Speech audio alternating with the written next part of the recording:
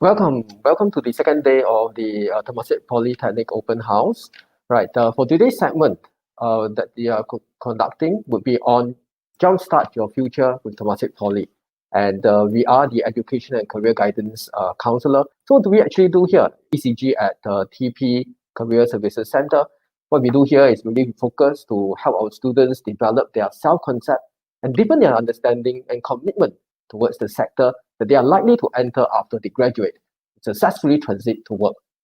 So today, with me is Sherlyn. I'm Edward Lee, the senior ECG counselor. Yeah, so Sherlyn and myself will be conducting today's webinar. So today's webinar will be in two parts, so to speak. The first part will be done by me. The second part will be done by Sherlyn. So let me start. So, is polytechnic education for me? Okay, I think this is a question that most of you would be thinking about, to figure out whether, should I actually go towards a JC educational pathway? Should I go towards the ITE educational pathway? So what exactly is polytechnic education? Well, if you are someone who has a career in mind, okay, someone who likes autonomy, who is self-directed, and can work independently and group, and also work ready, then Polytechnic is really a pathway that is suitable for you. Now, what do I mean? Well, Polytechnic diploma really prepares you for work. Okay, so it's a professional qualification, and therefore it will be important that you have a career in mind, right? And based on that particular career that you have in mind, select the diploma courses that will allow you to meet your career aspiration. When we talk about self-directedness, it's really because you need to be self-motivated to want to get a good diploma, right? So it's unlike secondary school whereby your teachers would remind you to submit your homework. In the polytechnic environment, you need to be a bit more self-directed, and also there's a lot of autonomy. Like there's no uniform, there's no flag raising, right? And you also need to be able to actually work independently as well as in group. Okay, there will be a lot of assignments, individual assignments, as well as group work, right? And at the end of the day, you also need to be work ready, because there will be internships that you will need to go on board as well. So now, why Temasek Poly, or what about Temasek Polytechnic? Because if you look at all the polytechnics, there are 5 polytechnics in Singapore, right? They are the same and yet different. So what do I actually mean by the same and yet different? So later, Sherlyn during her presentation will share further. But let me give you a quick snapshot. If you look at all the polytechnics, the diploma are all similar, meaning that let's say there's a diploma in business, in Temasek Poly, there are also diploma in business in all other poly, right? So that's the same. But what about the difference? Well, the difference would be the curriculum, the way they educate their students, the student life perspective. Those are the different. So these are things that you also need to take into consideration. Now in TP, what we actually try to do or try to help students with is really to make you into a lifelong learner, right? To be a future-oriented creator, and also be a value-centered leader. Now, what do you actually mean by that? Well, if you are a lifelong learner, they would what they're trying to do is to help you become self-directed, to become resilient and become competent. For future-oriented creator, it's really teaching you problem solving, digital information literacy, innovative, and being entrepreneurial. Now, as a leader, it's really about character and citizenship, building your leadership skills, as well as communicative and collaborative skills.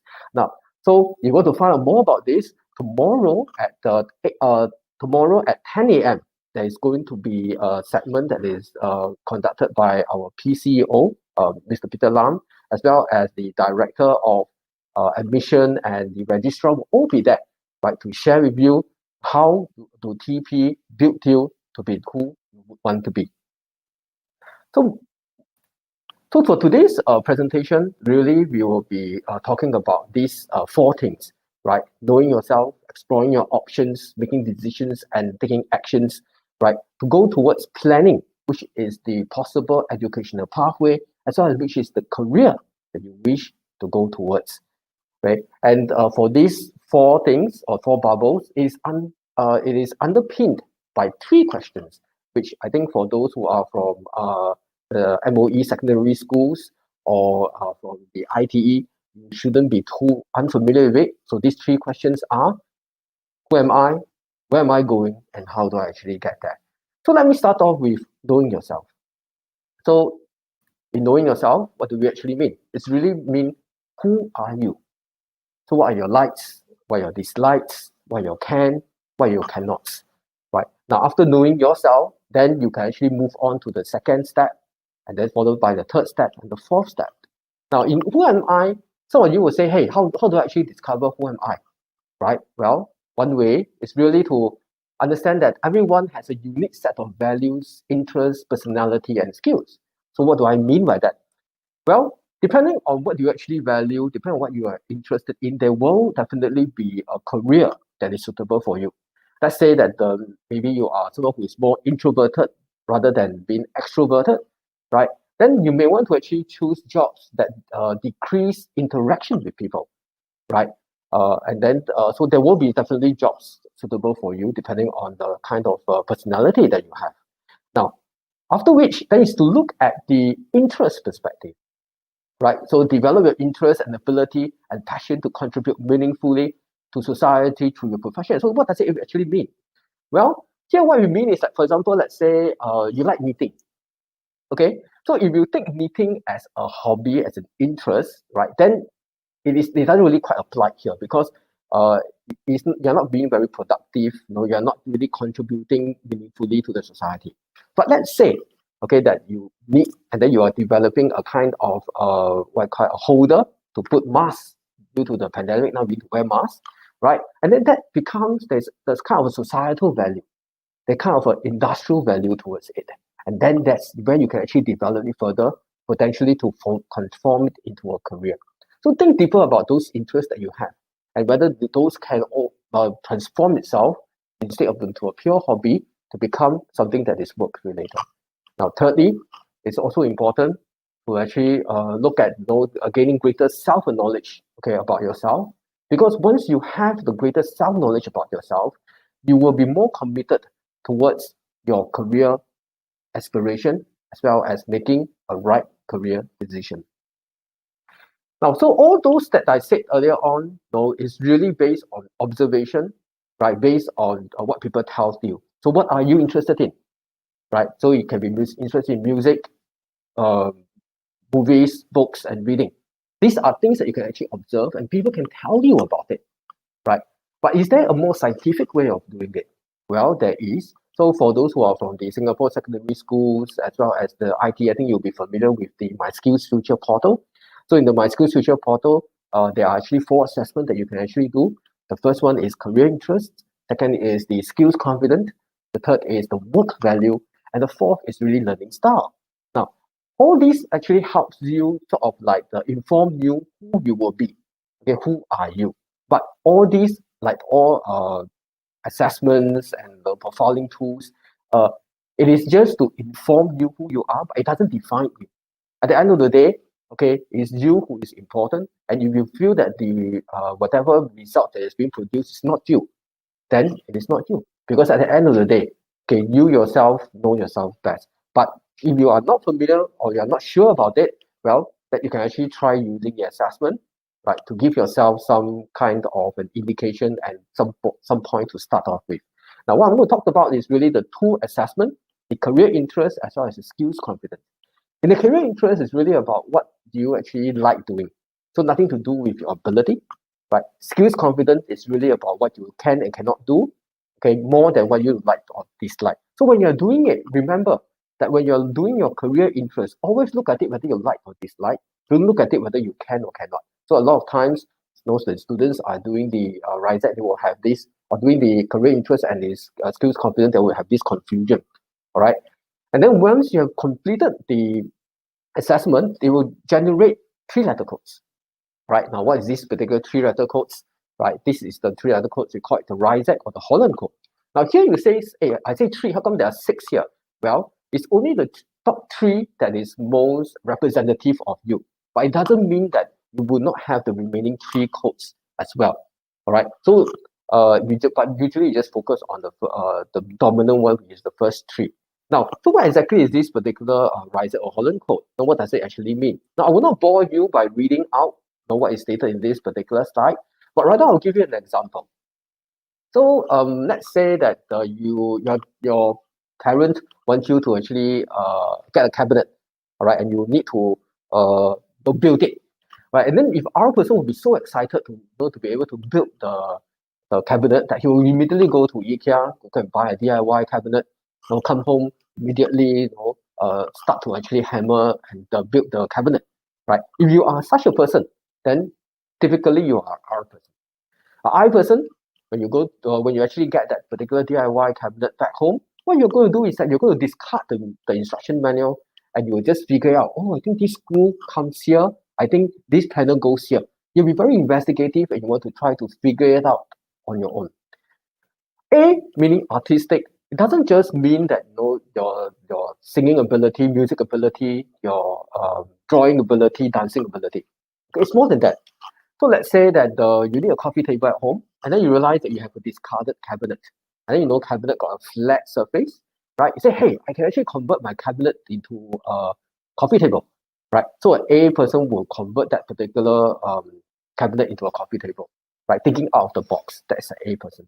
The S person is social, and social means that let's say that that your friend is actually needing a cabinet. Okay, and most probably you offer yourself to help that particular person to build that particular cabinet. All right. On top of that, a social person will also like to be surrounded by people. So let's say that if you are the one who needs the cabinet, you will ask friends to come along, have a party, a chit chat as you build that cabinet together. An E person will be someone who is very persuasive, enterprising, and when he needs to build that particular cabinet, he'll say, hey, I know this particular person is the R person. So you may persuade the R person to do it for you. Or you say, hey, I don't need to build it myself. IKEA have the building service for me. They can actually do it for me. I just need to pay only. So they'll be very enterprising, thinking how to actually persuade people to actually help them do the things for them. A C person is conventional, and that means that when you need to build a particular cabinet, okay, I'll go and buy it. After you buy it, when you bring it home, you follow the instruction booklet to the dot. Meaning, let's say, there are 5 panels. You count the number of panels. There are 10 screws. You count the number of 10 screws. Okay, these are the tools that is required. Then you go and make sure you have all those tools, and then you will start building it. And when you've built it, you say, okay, panel A is here, screw A is here, screw B is here, panel D is here. You follow the instructions closely. If you're such a person, typically you are a C person. Now, when you complete that particular assessment, they will generate some occupations that's for you.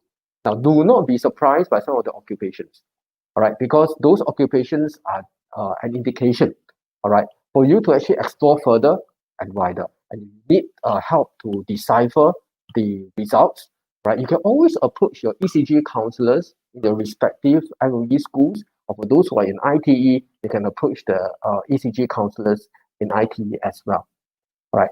So with that, I'll pass the next segment over to Shalene, right, who will talk further about the remaining 3 puzzles. Shalene, over to you.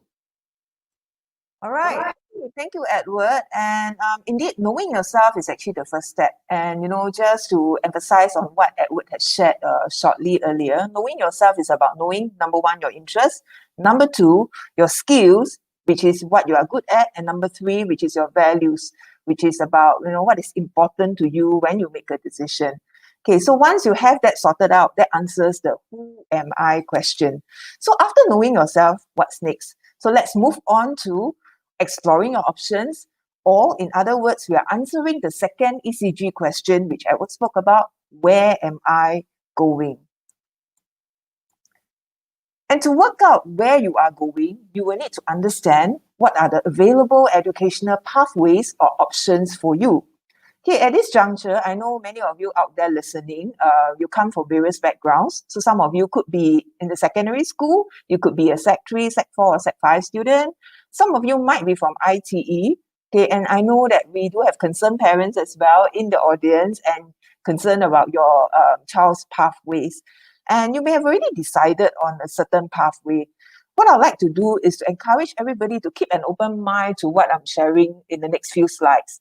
Okay, there are altogether 3 pathways that we'll explore in the future slides. Keep an open mind and explore each pathway that's presented. Okay, in ECG or in education and career guidance, we advocate making an informed decision. So what we mean by an informed decision is to find out as much information as we can on the options available, reflect and consider the information. And after considering the information, you make a decision. At that point in time, it is perfectly okay not to be okay about an option. Okay, so again, I repeat, it's okay to reject an option, but only after you have learned about it and consider it carefully. Okay, so there are altogether 3 pathways at the post-secondary level. Okay, and I'm enlarging it for everyone's view. So 3 pathways. The first pathway is actually the JC, Junior College and Centralized Institutes. We have 19 of such institutions for your consideration in Singapore. Okay, generally it's about 2 to 3 years of education, and it leads to this major examination called the A levels. The second pathway that we have is actually the Polytechnic. So that's where we have 5 polytechnics for you to consider. It's a 3-year pathway. The end goal, it is a diploma. What is not mentioned here is also the likes of arts institutions like LaSalle and NAFA, which offers art and design diplomas. And these are legit as well. If art and design is the area that you want to go into, that should be those are the institutions that you should explore in addition to the 5 polys. Okay, the third pathway is what we have called the Institute of Technical Education. So we have 3 ITEs in Singapore. The education, the length of your pathway could be anything from 2 to 4 years, where you graduate with a NITEC or a higher NITEC. Hey, when we talk about these 3 post-secondary pathways, there are 3 main areas how these options can differ. The first area is this thing called the purpose of qualification. In fact, I've covered it briefly just minutes ago. So when we talk about going into JC or Centralized Institute, the purpose of the qualification is to prepare you for A levels. And with the A levels, again, that is the entry point to the university. Okay, and in Singapore, we have actually had 6 autonomous universities for you to choose from. Okay, so JCs are more broad-based, whereby you go deep into the learning of either science, humanities, or in MI's case, it could be a common subject. And it is very good for students who have a general direction, like, science or humanities, but you have not really determined what is a specific interest or what is a specific industry or career that you want to go into. Unlike the poly, as well as possibly the ITE, in the poly, you move towards, at the end of these 3 years, this thing called a diploma. Okay, and our diploma makes employable graduates. So when you graduate from a poly with a diploma, you are actually employable in the industry. And over here, I want to say that the poly regularly reviews our diplomas and our curriculum with the industry to make it relevant, to industry needs. So if any poly offers a diploma, there is a need for such students and skill set within the industry. Okay, so ITE purpose is similar like poly. We make employable graduates in ITE as well. However, you go out with a NITEC as well as a higher NITEC qualification instead of a diploma. So in other words, if you are considering the poly as well as the ITE, the pathways are good, especially if you have a career or an industry in mind. Okay? However, do bear in mind that some poly students and ITE students do opt for further education upgrading after they finish their stage of study. So for example, increasingly we see ITE students who come to the poly to take their full-time diploma. Some ITE students also continue in a work-learn arrangement, to actually get their diploma. And we also have poly students who actually progress to the 6 autonomous universities for their degree as well. Right, the second factor that you may want to consider is this thing called style of learning. So my question to all you who are listening out there, what kind of learner are you? Okay, are you the learner who understands a topic well by listening to a lecture, by reading about it in the textbook? Do theories actually excite you? Okay, if you are such a learner, your approach is going to be quite close to what the JC and Centralized Institute does. And this is what I call an academic learning approach, going deep into the subjects that you are learning. Okay, do things only make sense if you are the type of learner where things only make sense to you after you dabble in some activities, some experiments, some project works, this is what I call the hands-on approach. And if this is the type of learner you are, you may be more suited for a polytechnic and an ITE environment. And in both this environment, there's a mixture of learning environments. So we will have group work as well as individual learning project work.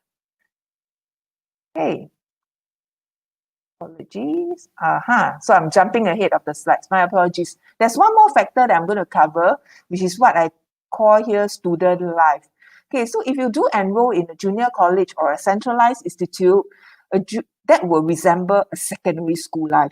So meaning that you will have a fixed timetable, you will have uniforms, and in your secondary school, you work towards this big exam, called the O levels, whether you are on a 4 or 5 years track.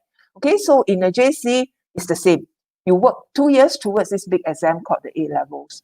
Okay, and for JC, generally, I would say it's a smaller community compared to ITE as well as Poly. So you are looking at a smaller community, about 1,000 students in a JC.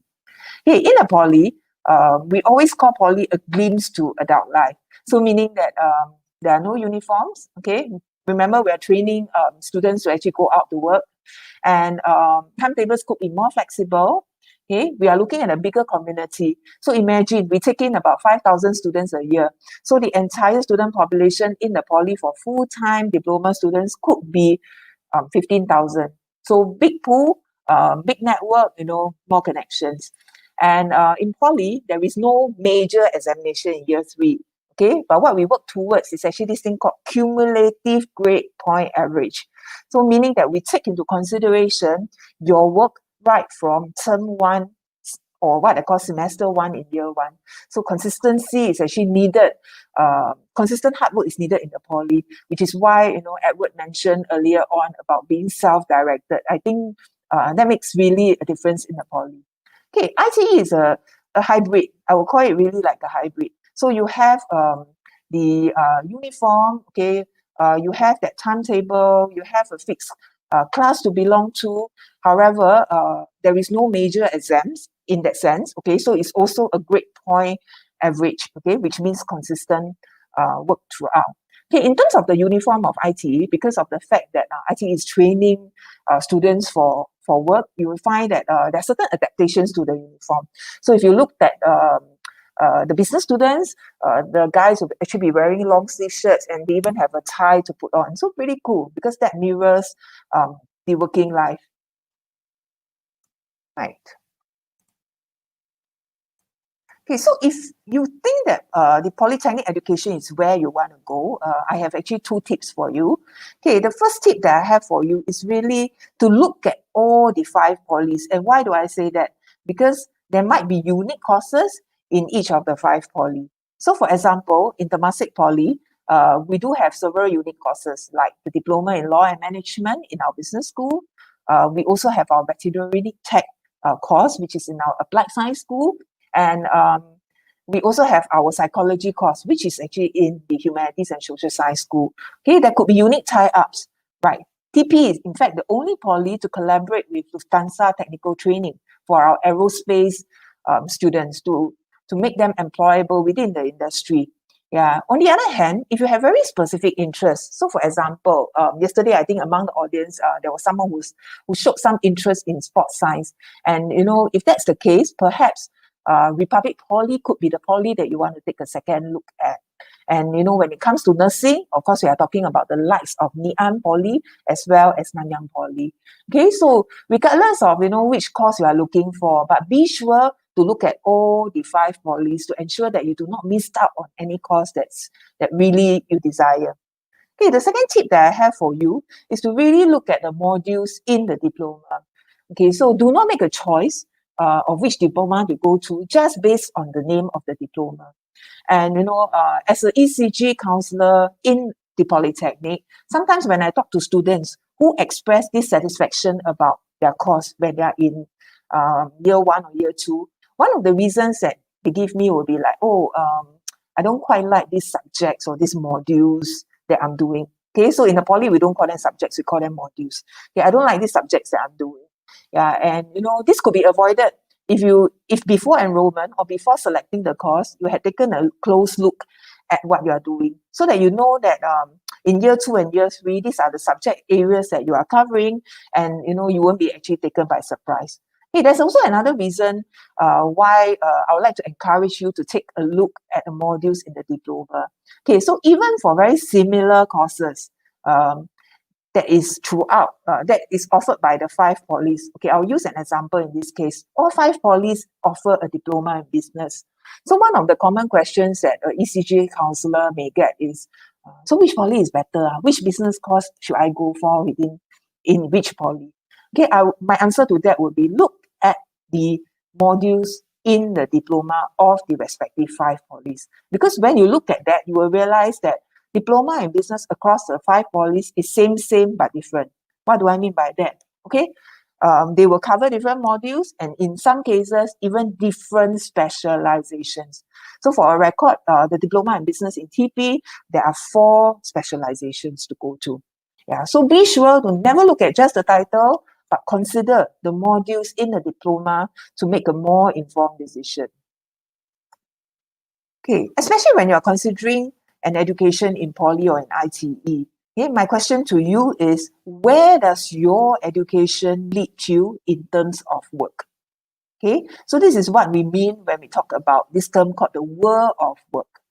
Okay, one way to answer this question is to really look at the career opportunities that are associated with your choice.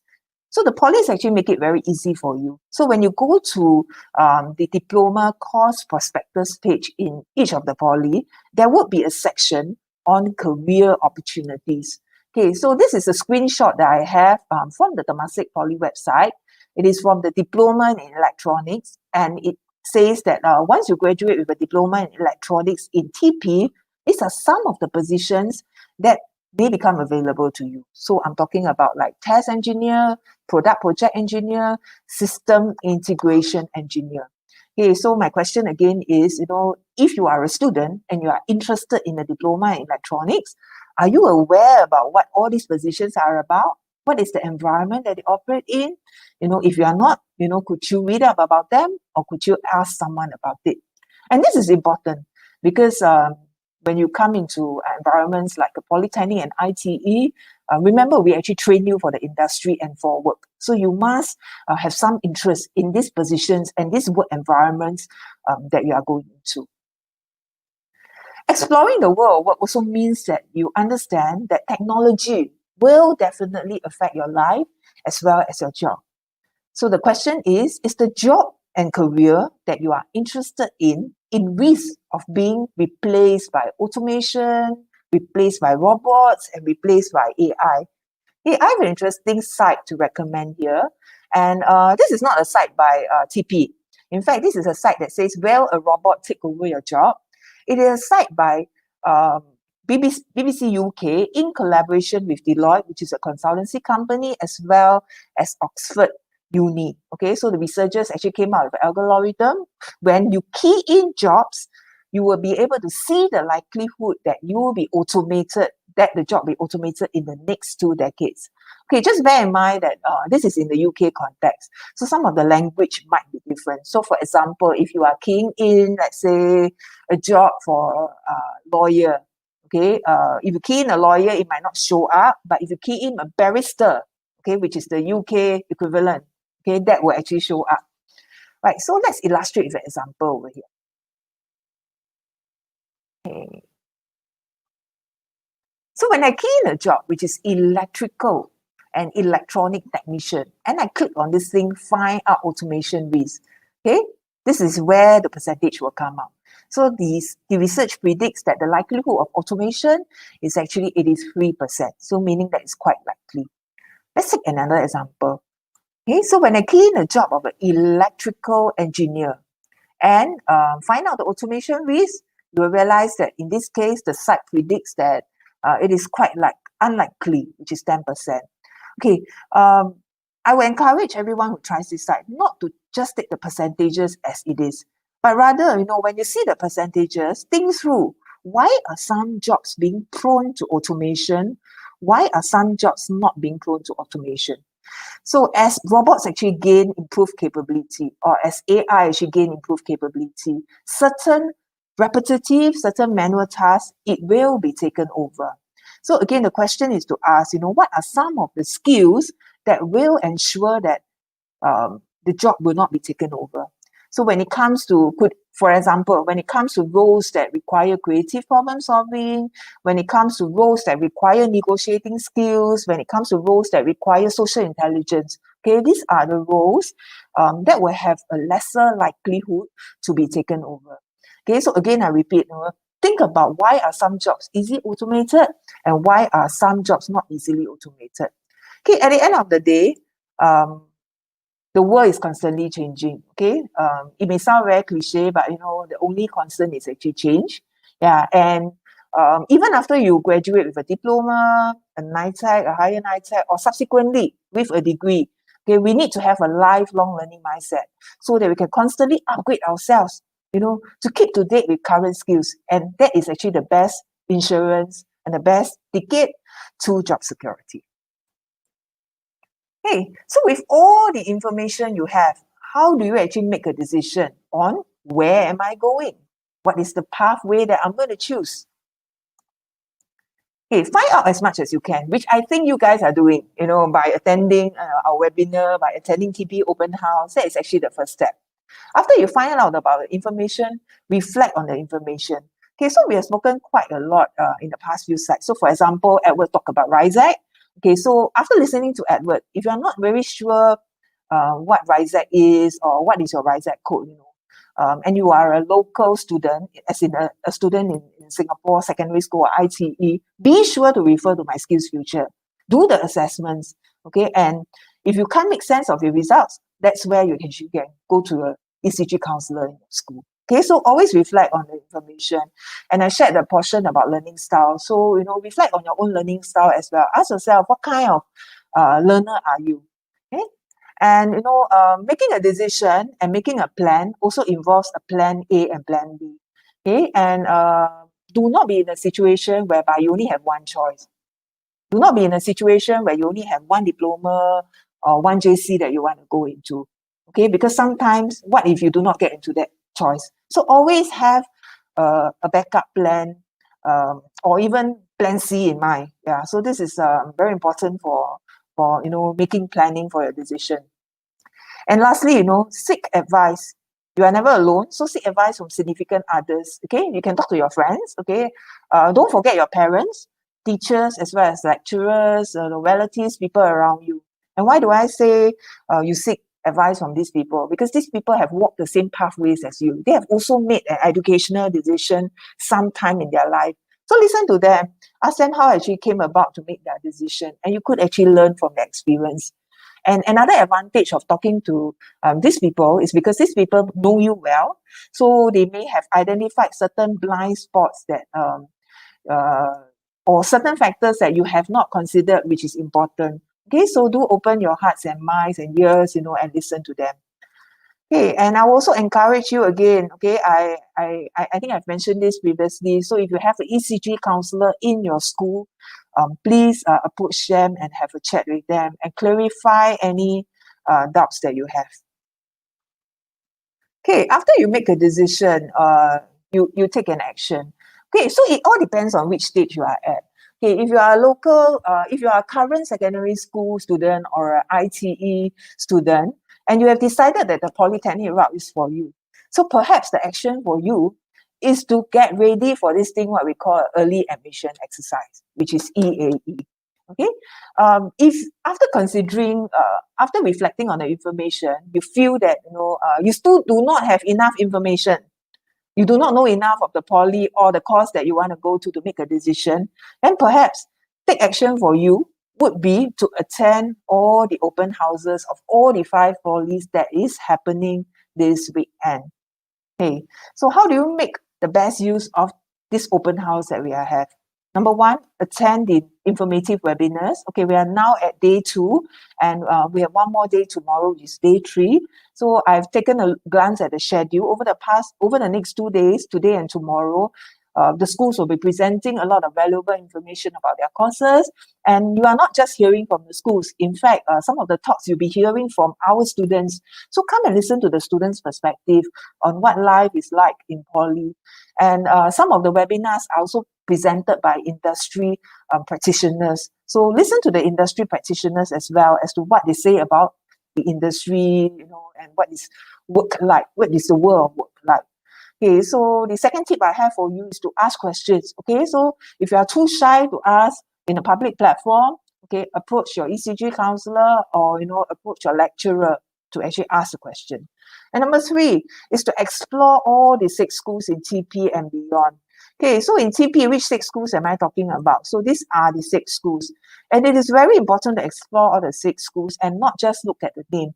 Okay, case in point, in TP, there is a diploma in chemical engineering.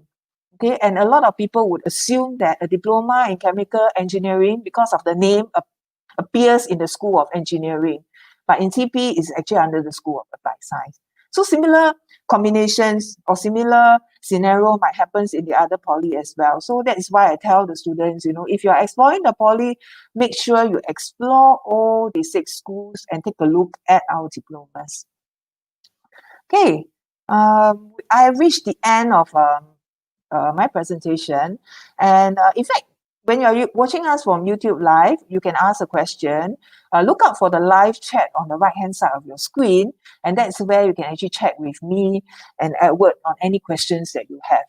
Okay, so we welcome all the questions. And currently, I see that there's actually one question. Okay, so maybe I can read out the question from Brian, and I can invite Edward to actually give some inputs on that. So Brian's question is, I have checked the Common Business Program in JPAE yesterday and discovered that the GPA requirement is between 3 to 3.1999. Wow, that's really precise. What happens if my GPA does not meet the requirement?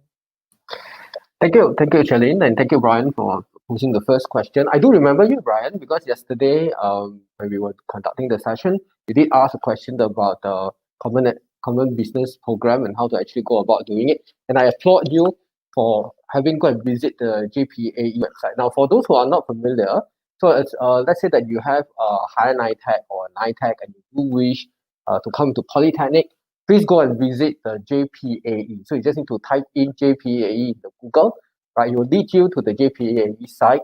Look out for your NITEC course or your higher NITEC course, and it will give you a document telling you which are the diploma and which are the polytechnics that you can actually go to, as well as what is the range of the cutoff.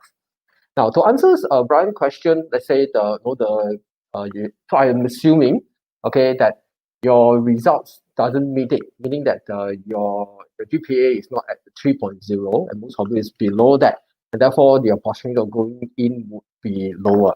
Now, I'm going to answer this question in 2 ways, okay? Now, first is assuming that you are having a NITEC, okay? If you're having a NITEC, then proceed to do your higher NITEC, okay? Because if that particular program, you cannot go from your NITEC, okay? Go and do your 2 years in higher NITEC and also do well for it. So go and find out what is the aggregate, what is the GPA requirement again, all right? And make sure that you actually hit it so that then your opportunity will be there. Now, but I know that Brian is actually from higher NITEC, and because your results doesn't quite meet the requirement, then most probably you can give it a try, all right? But because you didn't quite meet, because I understand that for higher NITEC to apply for Polytechnic is 2.5. As long as you're 2.5 or above, you will be able to actually apply for Polytechnic. But can apply doesn't mean that you can go in, because they give you an indication already to say that typically students who actually come in for this particular program, the GPA is this. So if you don't meet that particular requirement, the chances of getting in reduces. Okay, but nothing stops you from trying. Now, what if you are unable to actually get it? Don't worry. Okay, work for about 2 years or 3 years in the relevant industry first. All right, because increasingly all polytechnics, even university, are having that particular pathway for mature adults. In fact, there is an EAE, early admission exercise for mature adults. You can actually check it out on the TP website as well, right? Whereby they take in mature students. Mature student doesn't mean you need to be over. It just means that they have what kind of work experience, okay, about 2 years in related industry, all right, and they will then evaluate this particular person holistically, all right. Now to say whether GPA is important to the extent it does influence, but it doesn't determine. Okay, what determines is really your passion.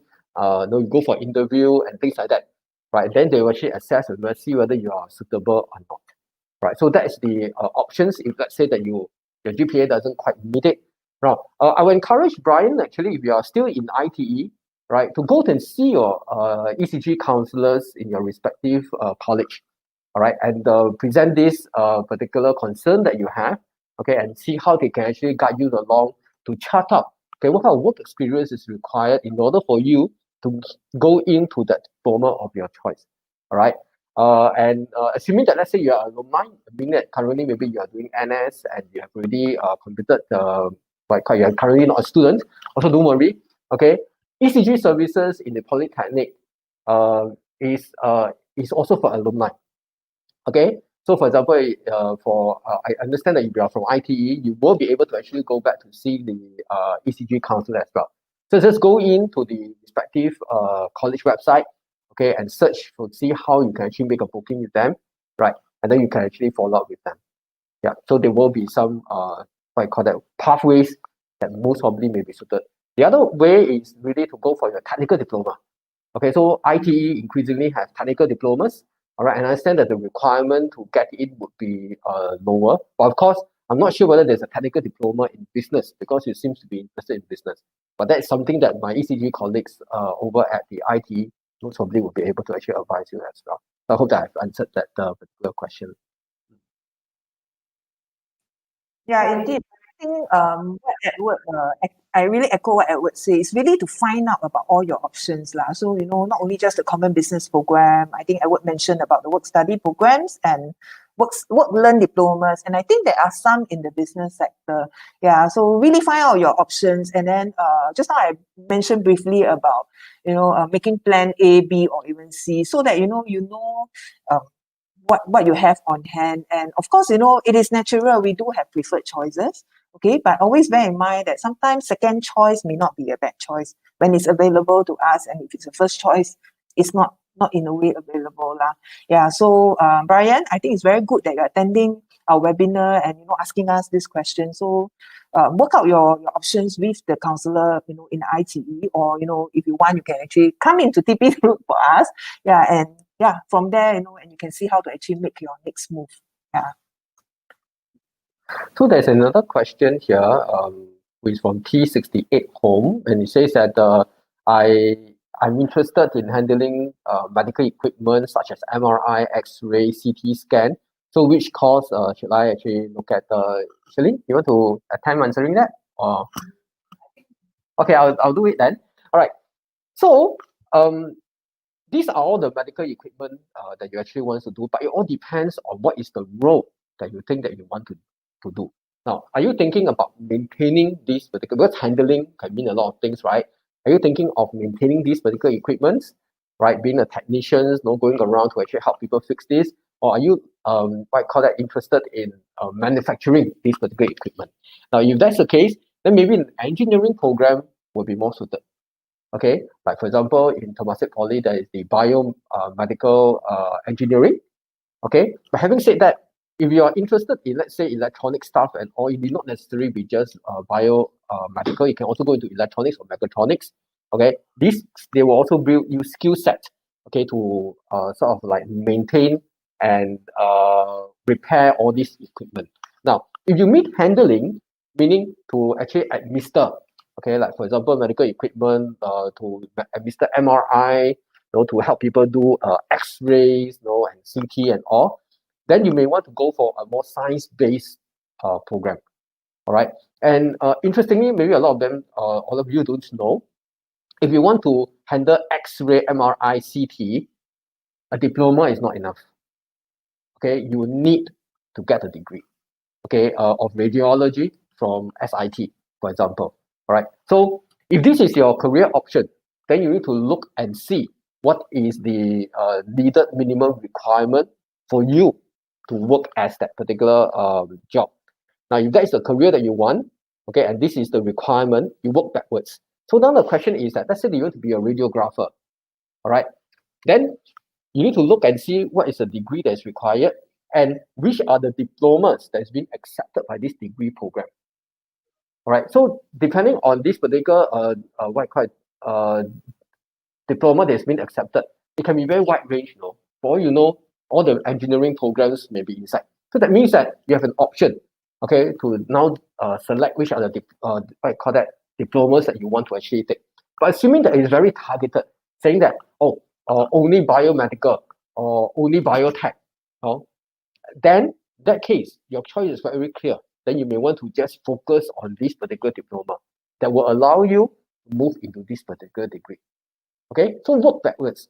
So go to the respective university website to look at what is the program and what is the minimum requirement for you to actually enter. Okay, what is the minimum, what is the relevant diploma that allows you to go into that particular program? Right, that's how you actually go about selecting. Should I need to add for that?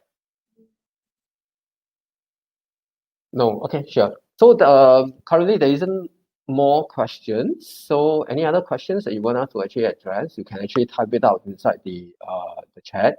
Yeah, so one of my colleagues have already typed in, you can actually visit the GPAE website, right? If you want to actually find out more about the joint poly admission exercise, which is for IT students. Yeah, but then if you have no questions, also don't worry. Okay, later today at 4 p.m. sorry, the evening. Okay, we are going to have a live chat with us as well. Right, if you have any questions, then you can always post it there as well. Yeah, Charlene, anything to add? Yes, actually, I wanted to let Brian know that you could also check out SingHealth's website on the various health roles, because I think just now Edward mentioned a little bit about like what radiologist does and all that. So there are various careers within the health industry, and SingHealth's website does have a section whereby they will explain about such roles. So just Google SingHealth under careers, and you may be able to see some information and be able to identify what exactly is the direction that actually you want to go into. Yeah, there's also another website called Care to Go Beyond. So you may also want to check that particular website as well.